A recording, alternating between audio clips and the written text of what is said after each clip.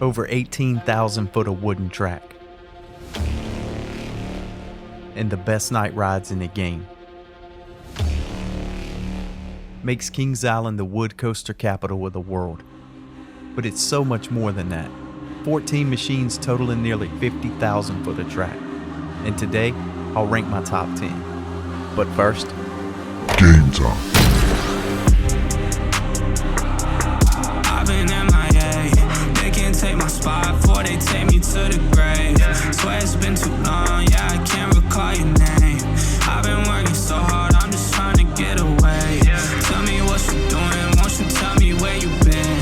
If you got an issue, we can go and solve it then. I've been making M's, got this money I'ma spend. Ain't seen you at the start, you ain't coming to the end. Yeah, ooh, we been going way up, yeah, we like the view. Riding in the Benz, I'm like dropping roofs, dropping roofs, dropping roofs, dropping, dropping, dropping, dropping. Now we making moves.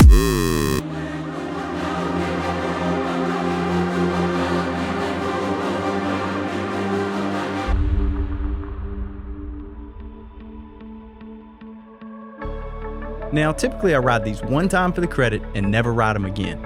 Unless I'm at a park with someone else who needs the credit, and in that case, I'm always happy to take one for the team. And continue my tradition of not re-riding and instead offering to get them some off-ride footage. No, for real though, these boomerangs are a dime a dozen.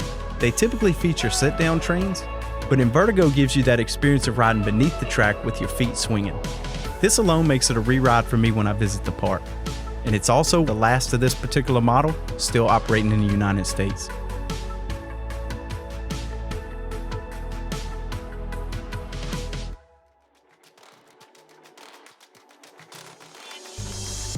Years ago, these mine trains were really popular, and you can still find different versions at parks around the world. All have a slightly different theme, but one thing remains the same. They typically lack any notable elements, and they're kind of goofy rides, but for some reason, I love them.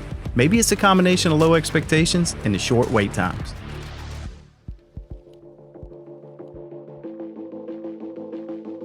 Premier Rides built two of these back in 1996, one here, the other at King's Dominion. And I managed to get that credit 24 years ago.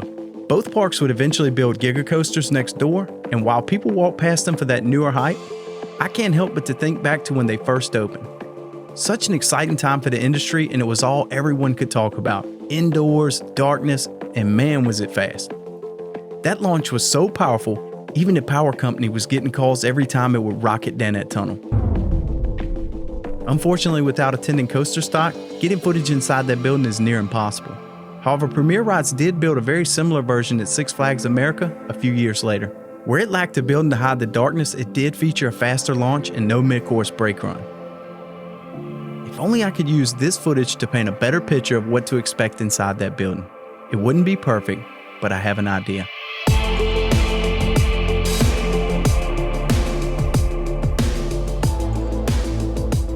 Let's delete the sky, and that's definitely not the right color. That'll work. It's pretty obvious why they call it the spaghetti bowl. On your first ride, you're certain to duck a few times, especially in the front seat, because it's in near complete darkness. I used to never wait for the front, but I do now, because I think it makes a big difference. So shout out to Nathan for finally convincing me to wait those 3 extra cycles. The Bat's a great coaster that can be easily missed if you're not familiar with the park. It's a bit of a hike and pretty well hidden from everything else, and this sign is about the only hint you'll get. Walk into it, you'll see it peeking over the trees, and it even gets crazy close to you as it flies by. I'm not really sure what else to say other than it's a lot of fun and it always puts a smile on my face.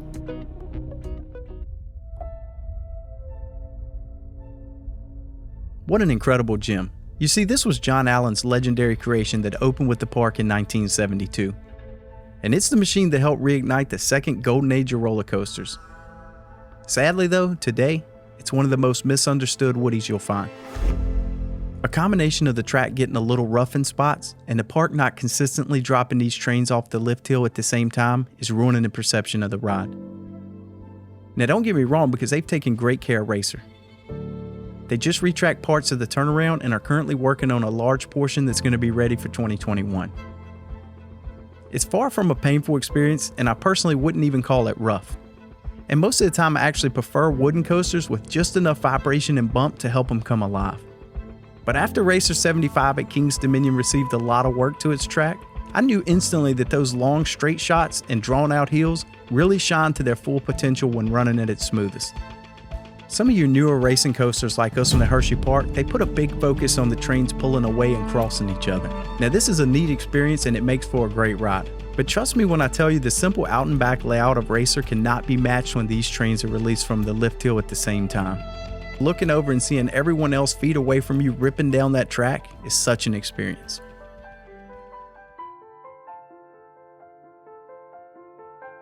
You know, most people are just looking for something fun to do. They grab a few tickets and head out to Kings Island. To them, Diamondback's a winner. Then you have us, the enthusiasts. When we're not on the road, we're planning to get back on the road. When we're not riding, we're watching everyone else ride. We study every park and every ride down to the bolts that attach it to the earth. But it doesn't take long to figure out some manufacturers build certain models so well, they kind of become a victim of their own success. The B&M Hyper falls into this category. And we're so quick to search it over with a fine-tooth comb for any hints of not living up to the others. It's nothing personal, and in my opinion, it just means you're doing something right. Because trust me, no one's picking this apart. If Diamondback were the only of its kind ever built, it would be legendary status. But it's not. And it's not my favorite Hyper, but I do think it's great. Ask anyone and they'll tell you it's tall, fast, and packed with great floater. Others will talk about the slight rattle, but I'll just chalk that up to great theming. Relax. But here's 3 more reasons to love Diamondback on your next visit. For one, I love the balance of good park interaction and also taking you on a journey far out of the park. That staggered seating is tops in my book. Get the backseat of any car and it's king of the world with room for days. Unless you like arms in your face. Even better, combine that with the very last row and you get the best air to go with it. And that splashdown is the perfect way to end it. It's fun, awesome to take pictures of, and it just brings life to the park. But the Hyper isn't the only B&M to be a victim of its own success. It's the Invert too. Until someone changes my mind, I'll always consider Banshee one of the best inverts I've experienced. They did such a wonderful job with the entire feel of the station, lighting, and sounds. But what I love most, the ride is so familiar while also being so different. I love how the first drop gets right to business and doesn't waste any time. At the bottom of that drop is where most inverts reach their highest speed, but with Banshee, it continues to gain speed throughout its layout, not hitting its full potential until you've covered over 2,000 feet of track. And it doesn't just waste all that energy with a hard-hitting mid-course brake run. Sorry, Alpengeist. And finally, after ripping through the rest of this layout, it finishes things off in the best way possible with that super slow inline twist.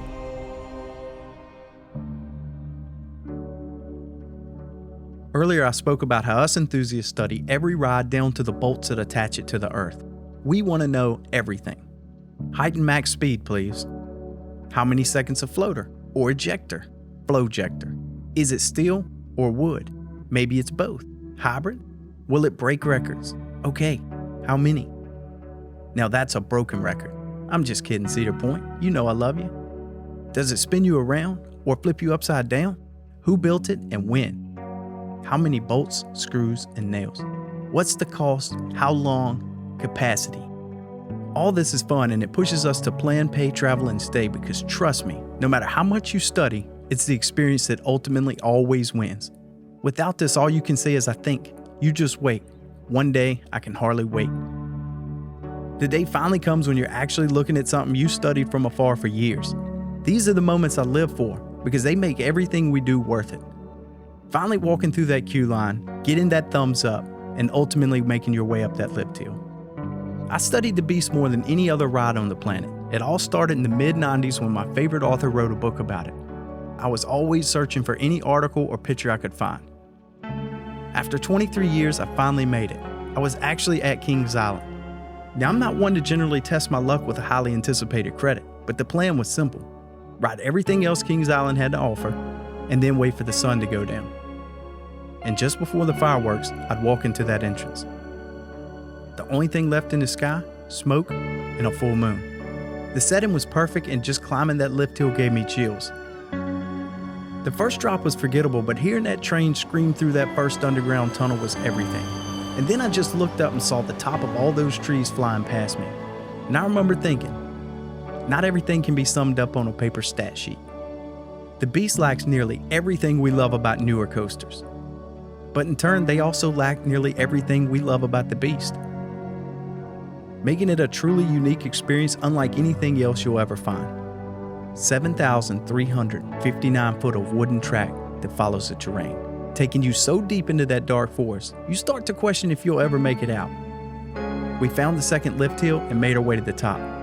At times, maybe the Beast felt a little too tame, but that enclosed helix we were fast approaching was far from tame, in the best way possible.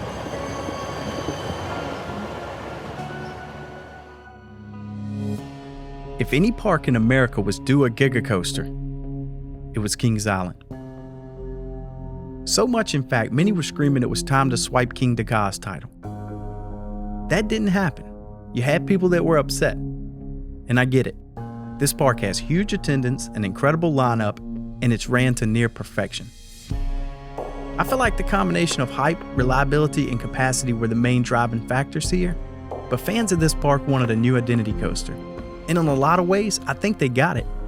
Think about it. In 2019, you could have asked 10 people to name the first coaster they think about when they say Kings Island, and you would have got a bunch of different answers. Banshee, Diamondback, The Beast, Mystic Timbers, Racer. You certainly would have heard of Vortex in 2019, a possible Firehawk, and think about this one, Son of Beast, a ride that hasn't operated in over a decade, sat for years, was torn down and replaced 5 years ago. But every time I think about Kings Island, it's the blue machine I always think of first. If my brain was a computer screen, it would have burn-in by now. They did such a wonderful job with all the theming for Orion in Area 72 and through the queue line. And on the day I went to the park, the operations were flawless. I filmed Orion for 3 hours and it dispatched like clockwork. Overall, I thought it was a fantastic ride. The drop was solid all the way down. The wave turn was a little different than I expected, but still fun. And that low to the ground speed hill was by far my favorite part of the ride. To me, it felt like a great ride from start to finish with no wasted track.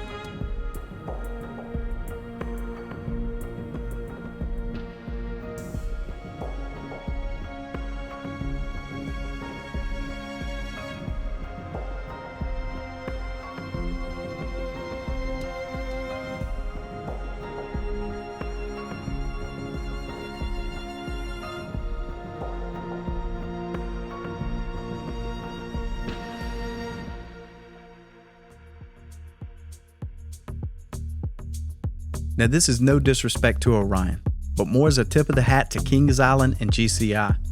So many rides in the park tower over Mystic Timbers, because unlike them, it doesn't take you up into the clouds. There's no magnetic launch. You don't flip upside down, and your feet aren't free in the wind. Not once does it put you in a flying position. There's no water effects, it doesn't race, nor does it run backwards. Instead, you just sit down in those comfy Millennium Flyer trains. You make your way out of the station slowly. A tried and true chain brings you to the top of that wooden structure. Then it releases.